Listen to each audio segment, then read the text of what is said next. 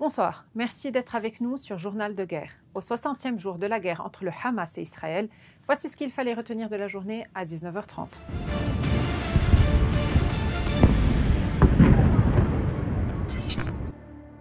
Nous commençons avec la situation à la frontière libano-israélienne.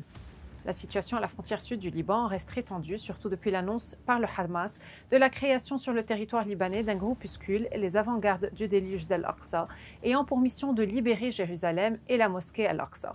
L'armée libanaise a annoncé qu'un des soldats blessés mardi après-midi par des tirs de l'artillerie israélienne à Adaïsé a succombé à ses blessures. Il s'agit du premier membre de la troupe tué depuis le début des affrontements le 8 octobre au Liban Sud, à la suite de la guerre de Gaza. 3 autres soldats ont été blessés et ont été transportés à l'hôpital. Plus tôt dans la journée, les sirènes d'alarme de la force intérimaire des Nations Unies au Liban ont retenti à Naoura après des bombardements intenses de part et d'autre de la frontière. Côté libanais, le Hezbollah a revendiqué des opérations contre 4 positions israéliennes, notamment dans les périphéries de Maïs el-Jabal, de Blida et des fermes de Shebaa. En outre, la caserne israélienne de Zebdin, dans les fermes de Shebaa, a été la cible de 10 roquettes lancées depuis le sud du Liban, après que l'armée israélienne a bombardé Aït al-Shaab et les périphéries de Kfar Shouba, Shhin, Jebbin, Betlif, Wadi Hassan, Ummettout et Majdezoun.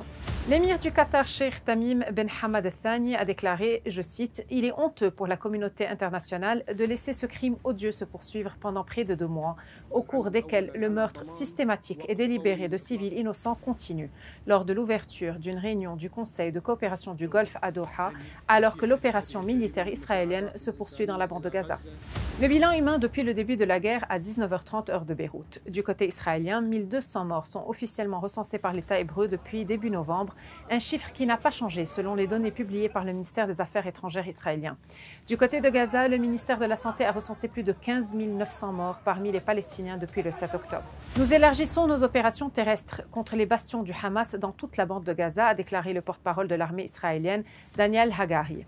L'armée israélienne a envoyé lundi des dizaines de chars dans le sud de la bande de Gaza dans le cadre d'une action élargie contre le Hamas, en dépit de l'inquiétude mondiale suscitée par le nombre croissant de victimes civiles, alors que les communications ont été coupées à travers le territoire assiégé.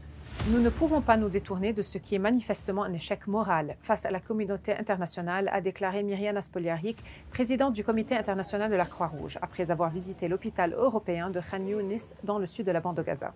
La visite de Myriana Spoliarik intervient alors qu'Israël poursuit son opération militaire vers le sud, au 4e jour de combat depuis la fin d'une trêve d'1 semaine avec le Hamas.